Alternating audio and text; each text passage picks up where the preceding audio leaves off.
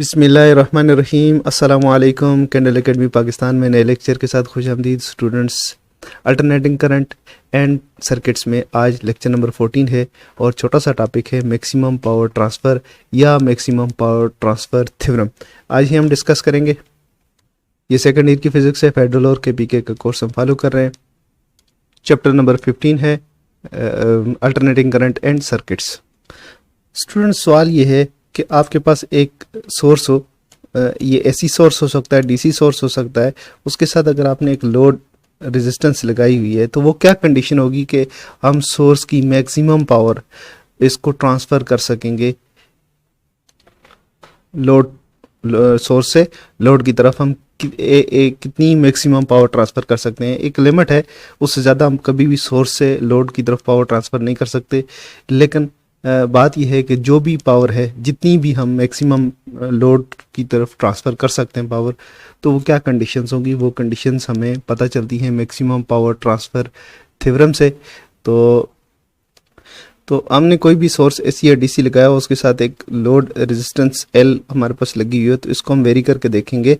Zero से infinity की तरफ हम जाएंगे कि ज़ीरो, हम लोड ज़ीरो करेंगे तो पावर कितनी होगी, और लोड अगर हम इन्फिनिटी कर देते हैं, इनफाइनाइट रेजिस्टेंस हो जाती है, तो तब पावर कितनी होगी। तो इस दौरान हमें मैक्सिमम पावर मिलेगी और वो किस वैल्यू के ऊपर हमें मिलेगी, तो ये आज हमने फाइंड करना है। इसका थोड़ा सा मैथमेटिकल प्रूफ भी देखेंगे और इसको थ्योरेटिकली भी हम डिस्कस करेंगे। स्टूडेंट्स, हम ऐसा करते हैं, पहले एक सर्किट ड्रा करते हैं और उस सर्किट की जो लोड रेजिस्टेंस है उसको हम ज़ीरो से इन्फिनिटी तक वेरी करके देखते हैं और फिर देखते हैं क्या पावर क्या आती है हमारे पास, मैथमेटिकली क्या पावर आती है। देन हम देखेंगे कि मैक्सिमम पावर ट्रांसफ़र थ्योरम क्या कहता है इस बारे में। तो सबसे पहले आप ये देखें, आपके पास कोई एक सोर्स है, ये एसी सोर्स है, इसके साथ इसकी इंटरनल रेजिस्टेंस आर आई और लोड आपने लगाया हुआ है आर एल, ये इसकी लोड रेजिस्टेंस है। तो इसको हम ये समझ लें कि ये सप्लाई है। ये सोर्स कोई भी हो सकता है। अगर तो रेजिस्टेंस का हम यूज़ करेंगे तो असल में रेजिस्टेंस वो कंपोनेंट होता है जिसमें करंट और वोल्टेजेस दोनों इन फेज होते हैं, लेकिन हमेशा हमारे पास लोड ऐसा नहीं होता कि जिसमें करंट और वोल्टेजेस आपस में इन फेज ही हों, बल्कि आउट ऑफ फेज होते हैं। रेजिस्टिव लोड हो सकता है, कैपेसिटिव लोड हो सकता है और मिक्स भी हो सकता है। तो उस सूरत में हमें इसको थोड़ा सा जनरलाइज करना पड़ेगा। और इसी तरह हमारे पास जो सोर्स है वो हमेशा बैटरी नहीं होगी, बल्कि कभी हमारे पास इंडक्टिव सोर्स भी हो सकता है, यानी जनरेटर। तो उस सूरत में यहाँ पे इंडक्टिव रिएक्टेंस आएगी इंटरनल रेजिस्टेंस में। तो इस सर्किट को पहले जनरलाइज कर लेते हैं, फिर उसके बाद सोल्यूशन की तरफ जाते हैं। ये आपका सोर्स है और उसके साथ इंटरनल इम्पीडेंस, कुछ भी नहीं किया हमने, सिर्फ वर्ड्स चेंज किए हैं। इंटरनल रेजिस्टेंस के बजाय हमने इंटरनल इम्पीडेंस का यूज़ किया है नोटेशन। और आपके पास ये जो लोड रेजिस्टेंस थी, तो हम इसको अभी कहेंगे लोड इम्पीडेंस ZL। तो ये आपका सर्किट है और इस सर्किट में ये वाला जो पोर्शन है ये आपका सप्लाई का है, ये इसकी इंटरनल इम्पीडेंस है ZI। तो इस सर्किट से जो करंट फ्लो होने वाला करंट है वो I है और दोनों रेजिस्टेंसेस से सेम करंट फ्लो होता है। अगर हम इसमें इस सर्किट की पावर की इक्वेशन लिखें तो कैसे लिखेंगे, यहाँ से वोल्टेज राइज हो रहे हैं जिसको हम V कहते हैं, ये वोल्टेज राइज है, और वोल्टेज ड्रॉप हो रहे हैं इस रेजिस्टेंस के अक्रॉस और इसके अक्रॉस वोल्टेज ड्रॉप हो रहे हैं, यानी एनर्जी यहाँ पे डेसिपेट होती है, पावर यहाँ पे डेसिपेट हो रही है। तो करंट सेम है, वोल्टेज इन दोनों के ड्रॉप डिफरेंट वोल्टेज ड्रॉप है। तो जो पावर की इक्वेशन है हम लिखेंगे, पावर डेसिपेटेड जो है उसकी इक्वेशन होती है I स्क्वायर ZL होगी, जो लोड रेजिस्टेंस में पावर जो कंज्यूम होगी, डेसिपेट होगी, वो इस तरह से है पावर। अब ये जो करंट है, ये करंट दोनों रेजिस्टेंसेस से फ्लो कर रहा है, सेम करंट है, सीरीज सर्किट का है। तो इस करंट की भी हम इक्वेशन लिखते हैं। तो करंट को आप रिप्लेस कर दें तो क्या बनेगा, V अपॉन R होता है, I किसके बराबर होता है, V अपॉन R। तो इसी को देखते हुए आप ये देखें कि ये जो आर रेजिस्टेंस है दोनों की Z L plus Z I होगी, तो V upon Z L plus Z I और ये होल स्क्वायर होगा, साथ में जेड एल आपके पास यूं आ गई, ये होल स्क्वायर है। अगर हम यहाँ पे इसको खोलें तो ये बनेगा V square upon Z L का स्क्वायर प्लस जेड आई का square plus 2 Z L Z I और यहाँ ऊपर आ जाएगा जेड एल। तो अब हम देखते हैं पावर, हम इसमें जेड एल की जो वैल्यू है वो हम पहले ज़ीरो रख के देखते हैं, तो यहाँ पे से क्या आंसर आता है, और फिर इन्फिनिटी करके देखेंगे तो क्या आंसर आएगा। P इज इक्वल टू, यहाँ पे जेड एल की वैल्यू आपने रख देनी है कितनी, Z L is equal to 0। जब जेड एल 0 करेंगे तो ये ऊपर 0 है तो नीचे सारा 0 हो जाएगा, कोई इशू नहीं है। तो V square multiplied by 0 upon blah blah बला जो भी हो, तो इसका आंसर 0 आएगा, क्योंकि ये ऊपर जेड एल 0 हो गया तो पावर 0 हो जाएगी। तो ये तो कंफर्म हो गया कि अगर हम जेड एल को 0 कर दें या सर्किट शार्ट कर दें तो आउटपुट पावर जो है, पावर डिसिपेटेड जो है वो 0 हो जाएगी। तो अब देखते हैं अगर हम इस इम्पीडेंस को, लोड रेजिस्टेंस को मैक्सिमम करते हैं, इतना मैक्सिमम करते हैं कि इन्फिनिटी के करीब चले जाते हैं हम, यानी सर्किट को एक तरह से हम ओपन करके देख लेते हैं। ऐसे आप सपोज कर लें ओपन सर्किट की जो रेजिस्टेंस होती है इनफाइनाइट होती है। तो अब हम ZL को क्या पुट करेंगे, ZL को हम पुट करेंगे इन्फिनिटी और फिर देखेंगे पावर क्या आ रही है। तो इसी फार्मूले के अंदर आप ZL की जगह इन्फिनिटी पुट करना अपने, P is equal to V square. तो ZL को हम इन्फिनिटी पुट करने से पहले इस ZL को हम डिनोमिनेटर का डिनोमिनेटर बना लेते हैं, इससे हमें सोल्यूशन में आसानी हो जाएगी। तो ZL अपॉन ZL का स्क्वायर अपॉन ZL क्या होगा, इसके नीचे ये आएगा तो ये ZL हो जाएगा, और इसी तरह आपके पास आएगा ZI अपॉन ZL, और आगे क्या होगा, ये ZL कैंसिल हो जाएगा इसके साथ, तो ये हो जाएगा 2ZI। अब हम इसके अंदर जहाँ पे ZL आ रहा है, ये I नहीं है ये ZL है, तो जहाँ जहाँ पे हमारे पास आ रहा है ZL, तो वहाँ पे हम इनफाइनाइट पुट करेंगे, इसको इन्फिनिटी पुट करेंगे, तो हमारे पास क्या आंसर आएगा। अब देख लेते हैं, वी स्क्वेयर अपॉन, यहाँ पे देखें ये इन्फिनिटी हो गया और ये 1 अपॉन इन्फिनिटी 0 होता है, तो ये 0 पुट कर लें, और ये 2ZI, इसमें तो ZL है ही नहीं, तो ये क्या होगा 2ZI ही होगा। तो ये क्या बना, अभी हमारे पास ये इन्फिनिटी आ गया, तो वी स्क्वायर अपॉन इन्फिनिटी, ये 1 अपॉन इन्फिनिटी की सूरत फिर बन गई है, तो पावर क्या होगी 0 हो जाएगी, क्योंकि 1 अपॉन इन्फिनिटी क्या होता है, आपके पास 1 अपॉन इन्फिनिटी आ जाए तो 0 के बराबर होता है, तो ये भी 1 अपॉन इन्फिनिटी आ गए तो पावर 0 हो गई। तो पता चला कि जब 0 लोड रेजिस्टेंस 0 होगी तब भी पावर 0 होगी, लोड रेजिस्टेंस इनफाइनाइट होगी तब भी पावर 0 होगी। तो इन दो वैल्यूज़ के दरमियान, एक्सट्रीम वैल्यूज़ के दरमियान, 0 और मैक्सिमम के दरमियान कोई लोड रेजिस्टेंस की कोई वैल्यू है जिसके लिए पावर मैक्सिमम हो रही है, उससे पहले भी पावर कम हो रही है और उसके बाद भी पावर कम हो रही है। तो एक नज़र हम दौड़ाते हैं ज़रा पावर कर्व के ऊपर, एक रफ सी हम पावर कर्व ड्रा कर लेते हैं। पावर कर्व हम ड्रा करेंगे किसके दरमियान, पावर और ZL के दरमियान ड्रा करेंगे, क्योंकि हम जो चेंज कर रहे हैं वैल्यू वो है ZL, तो इसको हम डोमेन रखेंगे और रेंज हमारी होगी पावर P, जिसका फंक्शन हमने लिख दिया। तो फंक्शन इसका क्या है, ये फंक्शन है P is equal to V square upon ZL plus ZI का स्क्वायर, और ऊपर भी ZL है। तो ये फंक्शन है, इसको आप ट्रेस करेंगे, जो जिस तरह हमने इसमें वैल्यूज पुट की हैं, 0 ZL की वैल्यू जब 0 करेंगे तो पावर 0 है, जब ZL की वैल्यू मैक्सिमम करेंगे, फर्ज करें कि ये इन्फिनिटी के करीब आ रही है, तो यहाँ पे आके पावर 0 के बराबर हो रही है। तो इधर भी पावर 0 है, इधर भी 0 है, लेकिन 0 से जब हम उसकी रेजिस्टेंस बढ़ाते हैं तो ये पावर बढ़ना शुरू हो जाती है। तो इसका मतलब है बीच में कहीं जाके ये पावर मैक्सिमम होती है और उसके बाद फिर कम होना शुरू हो जाती है, और ऐसे कम होते होते ये 0 को टच करने की कोशिश करती है। तो वो वाला पॉइंट के जिस पॉइंट पे पावर मैक्सिमम है, ये वाला पॉइंट के सोर्स से मैक्सिमम पावर लोड की तरफ आ रही है, हमने ये पॉइंट लोकेट करना है कि यहाँ पे ZL की वैल्यू क्या होगी। यहाँ पे ZL की वैल्यू हमने लोकेट करनी है।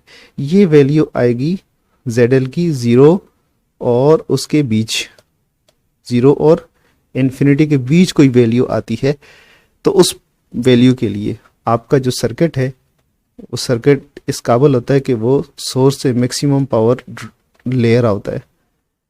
ठीक है जी। तो ये कितनी वैल्यू है इस पावर के लिए जो कि सेंटर में कहीं आ रही है, ZL की वैल्यू। तो पहले तो हम देखते हैं कि इस बारे में मैक्सिमम पावर ट्रांसफर थ्योरम क्या कहता है। मैक्सिमम पावर ट्रांसफर थ्योरम हमें इसकी वैल्यू देता है कि जिस लोड ZL की वैल्यू देता है जिसके लिए पावर मैक्सिमम होती है, डिलीवर होती है सोर्स से लोड की तरफ। तो हम उसकी स्टेटमेंट देख लेते हैं मैक्सिमम पावर ट्रांसफर थ्योरम की, और उसके बाद हम देखते हैं उसको मैथमेटिकली प्रूव करने की। मैक्सिमम पावर ट्रांसफर थ्योरम जो है वो क्या कहता है कि लोड कब मैक्सिमम पावर एब्जॉर्ब करेगा, to transfer the maximum power from source to load the load impedance should match the source impedance. ये कह रहा है कि अगर लोड एम्पीडेंस सोर्स एम्पीडेंस के बराबर हो जाएगी तो उस वक्त मैक्सिमम पावर ट्रांसफर होगी। यानी दूसरे लफ्ज़ों में जो आपको जो पीक मिल रही थी, ये पीक पावर की, मैक्सिमम पावर की, ये वाला जो पॉइंट है ये किस पे मिलेगा, ZI के ऊपर मिलेगा।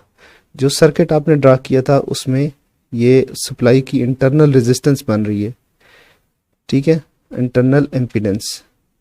और अगर आपके पास लोड रेजिस्टेंस भी इसके बराबर हो, ZI ही हो, तो आप मैक्सिमम पावर यहाँ से डिलीवर कर सकते हैं लोड की तरफ।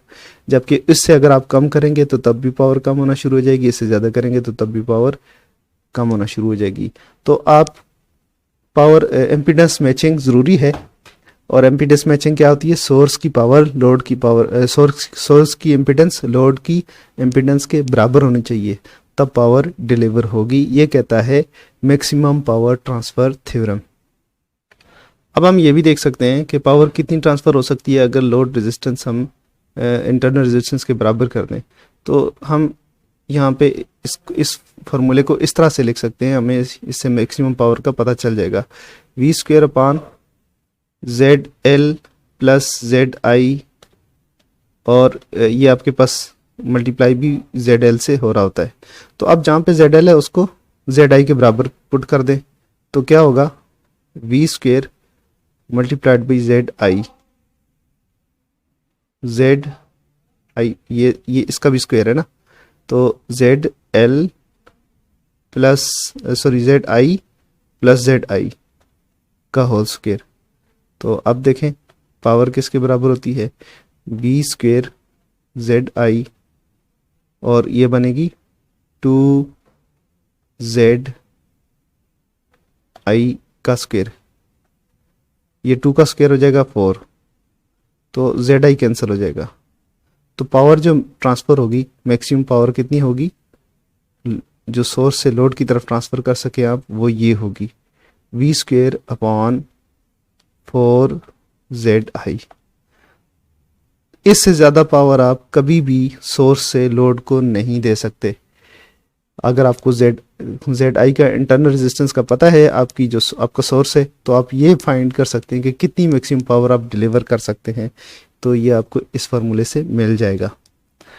अब हम इस बात को मैथमेटिकली प्रूव करते हैं, लेकिन उससे पहले आप लोग ये बात सुन लें कि यहाँ तक है आपका टॉपिक, यहाँ तक ख़त्म हो गया। एग्ज़ाम में आपने यहाँ तक ही लिखना है। जो FSC के स्टूडेंट्स हैं सेकेंड ईयर के, तो वो इतना ही लिखें, इससे ज़्यादा डिटेल में या मैक्सिमम पावर ट्रांसफ़र थ्योरम को प्रूव करने की कोई ज़रूरत नहीं है आपको। ये आगे जो हम बता रहे हैं आपकी इन्फॉर्मेशन के लिए है, और ख़ासतौर पे बायो के स्टूडेंट तो इसको इससे आगे लेक्चर को सुने ही ना, वो स्किप कर दें, क्योंकि उनको तो समझ भी नहीं आएगी। तो मैथ्स के स्टूडेंट अगर देखना चाहें तो उनके नॉलेज के लिए है, अदरवाइज़ वो भी स्किप कर सकते हैं, लेकिन एग्ज़ाम में ना लिखें, आपके कोर्स का ऐसा नहीं है। तो आप यहाँ से देखें, यहाँ तक लेक्चर सुने, उसके बाद आप बुक कंसल्ट करें, वर्डिंग वहाँ से उठा लें, तो आपका कंसेप्ट यहाँ से क्लियर होगा, तो वर्डिंग आप वहाँ से देख लें, और उसके बाद एक थ्योरी सी बना के आप अपना क्वेश्चन पूरा कर सकते हैं। पावर का जो फार्मूला है वो इसको हम मैथमेटिकल प्रूव करने लगे हैं, मैक्सिमम पावर ट्रांसफ़र थ्योरम को।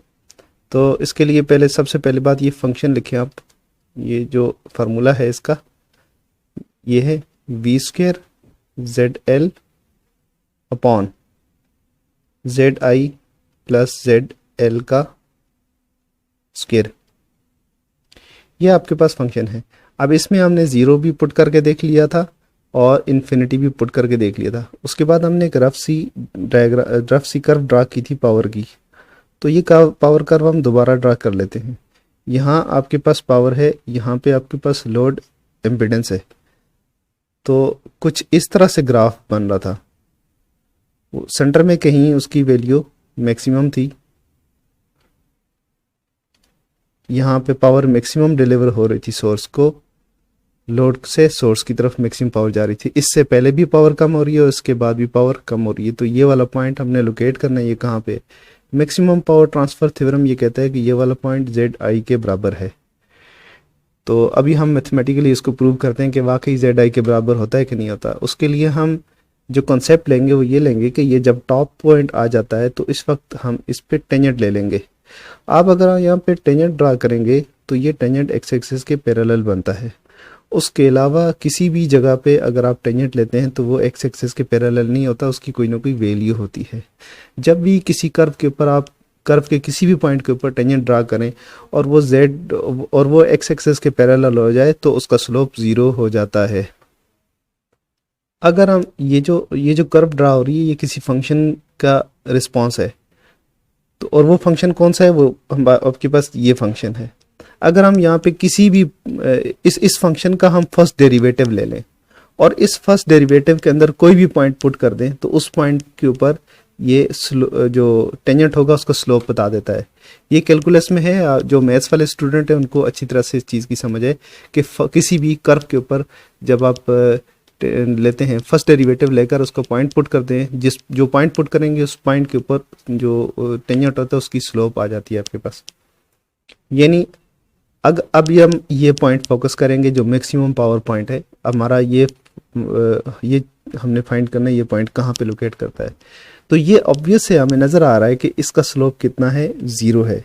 यानी अगर हम इसका जो फर्स्ट डेरिवेटिव लें और उसके अंदर ये वाला पॉइंट पुट करें तो हमारे पास आंसर 0 आ जाएगा। यानी दूसरे लफ्ज़ों में आप ये कह सकते हैं कि D derivative of power with respect to L ZL dp upon dZL, जब हम ये वाला पॉइंट पुट करेंगे तो इसका आंसर क्या आएगा, 0 आएगा। क्यों आएगा, क्योंकि फर्स्ट डेरिवेटिव किसी भी कर्व का लेकर उस पे जो पॉइंट पुट करेंगे उस पॉइंट के ऊपर टेंजेंट का स्लोप आता है।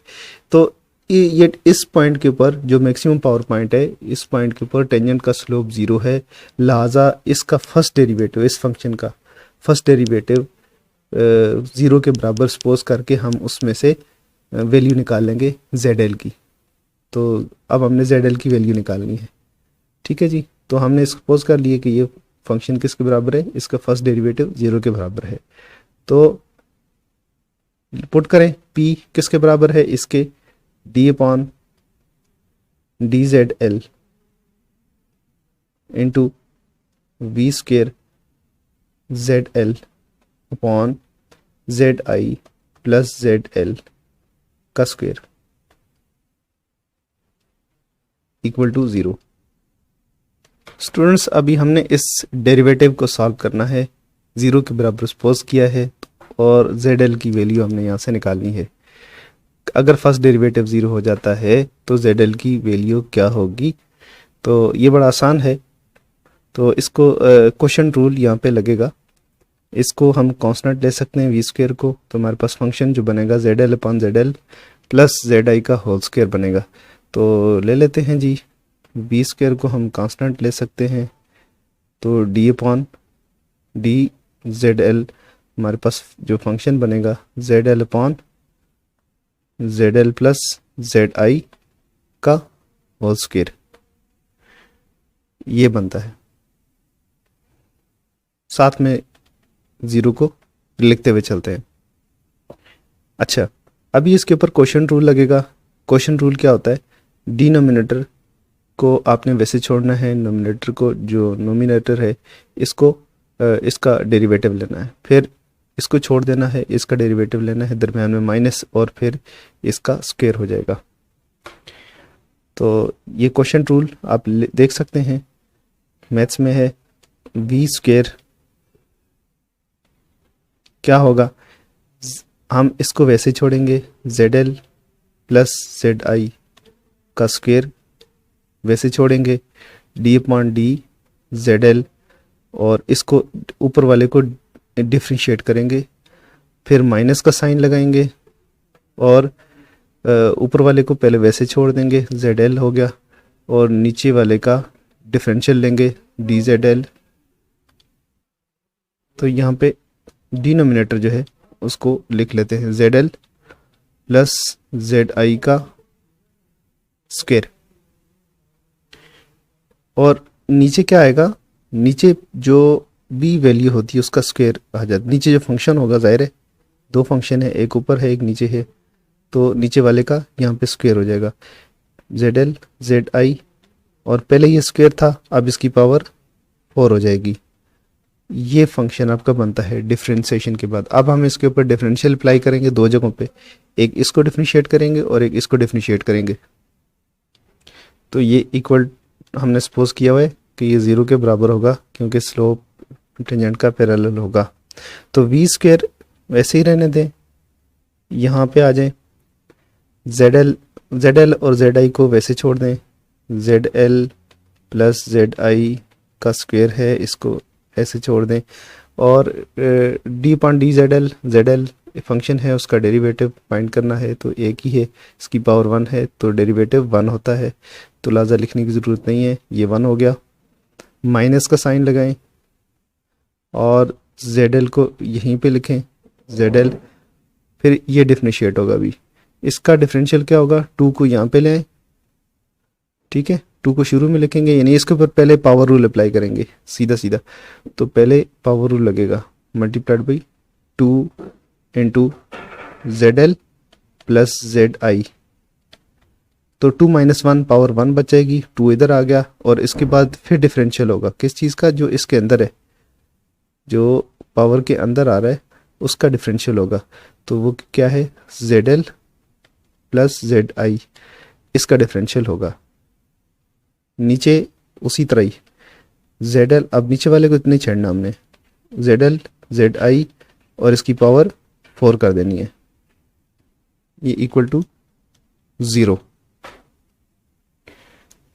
We square upon Z L plus Z I की पावर 4, इसको आप बिल्कुल बाहर लिखते हैं, ये दोनों के साथ मल्टीप्लाई हो रहा है, तो कॉमन की सूरत में लिख सकते हैं, ये इसके साथ चला गया। तो अब ज़रा देखते हैं ये कितना सिंप्लीफाई होता है, Z L plus Z I का square minus 2 Z L into Z L plus Z I, ऐसे होगा। और इसका डिफरेंशियल जब आप लेंगे तो ये इसका डिफरेंशियल 0 हो जाएगा क्योंकि ये कांस्टेंट है, और जेड एल का डिफरेंशियल 1 होता है, तो लाजा इस पूरे का डिफरेंशियल कितना बनेगा, 1। तो वो लिखने की ज़रूरत नहीं है, लाजा इसको यहीं पे क्लोज कर दें, इक्वल टू 0 हो गया। ये वाला हमने उठा के इधर लिख दिया था।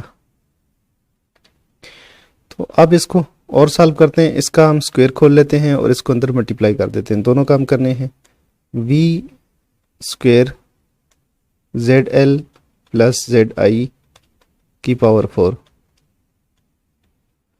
इसका स्क्वायर खोलें, जेड एल का स्क्वायर प्लस जेड आई का square plus 2ZL Z I minus 2ZL का स्क्वायर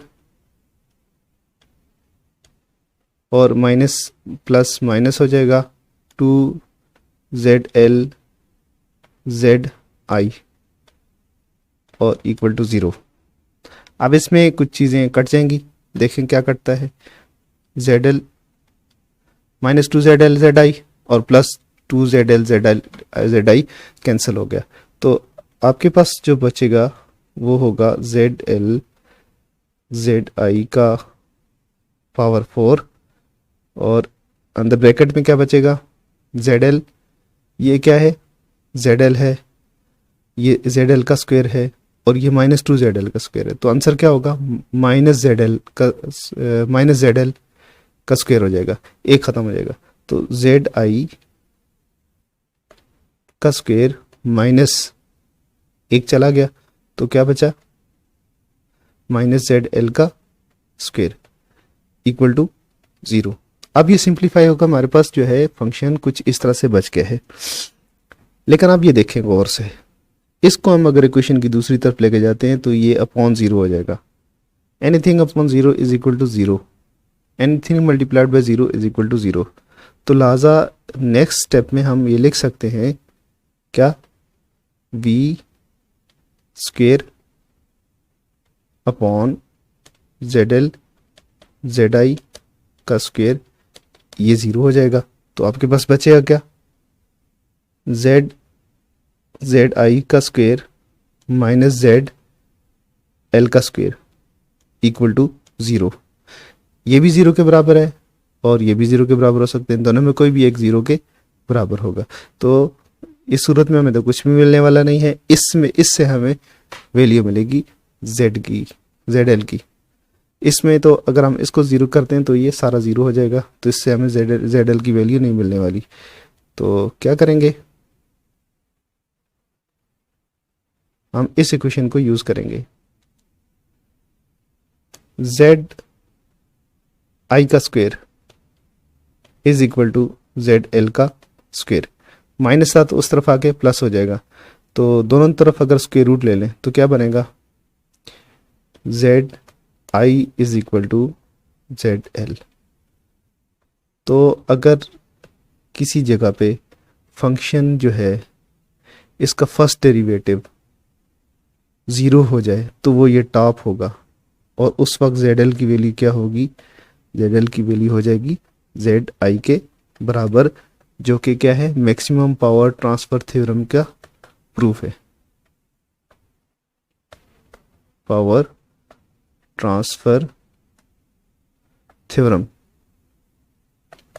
तो ये प्रूव हो गया हमारा मैक्सिमम पावर ट्रांसफर थ्योरम।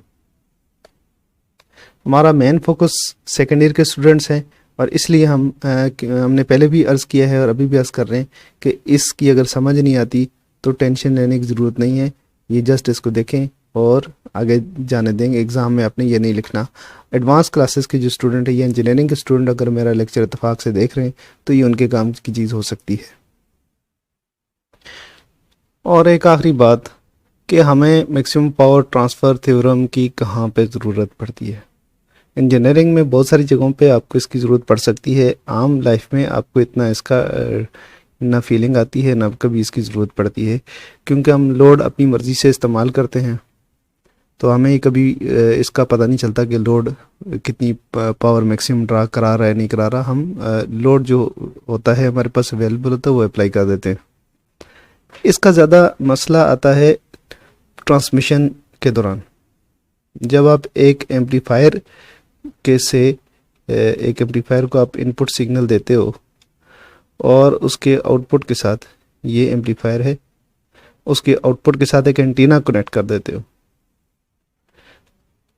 तो ये एंटीना क्या करता है, यहाँ पे इलेक्ट्रिकल एनर्जी को इलेक्ट्रोमैग्नेटिक रेडिएशन में कन्वर्ट कर देता है, इलेक्ट्रोमैग्नेटिक एनर्जी में कन्वर्ट कर देता है एंटीना। तो उस सूरत में ये जो आपका एम्पलीफायर होता है ना, इसकी जो आउटपुट एम्पीडेंस है वो एंटीना की आउटपुट एम्पीडेंस के साथ 100% मैच करेगी, तो तब ये एंटीना एफिशिएंटली वर्क करेगा, वरना एनर्जी को वापस फेंकेगा, जो कहलाती है रिफ्लेक्टेड पावर। जो एंटीना के अंदर आ रही है वो फॉरवर्ड पावर होती है, जो एंटीना वापस फेंकता है वो उसको रिफ्लेक्टेड पावर कहते हैं। तो कोशिश ये होती है कि कम से कम रिफ्लेक्टेड पावर हो या ज़ीरो के बराबर हो। तो ऐसा कब हो सकता है कि जब आपकी जो एम्पिडेंस है ZI एम्पलीफायर की, वो ZL के बराबर हो जाए, और अमूमन ये होती है 50 ओम। तो एंटीने की आपकी रेजिस्टेंस भी, एम्पिडेंस भी 50 ओम ही होनी चाहिए।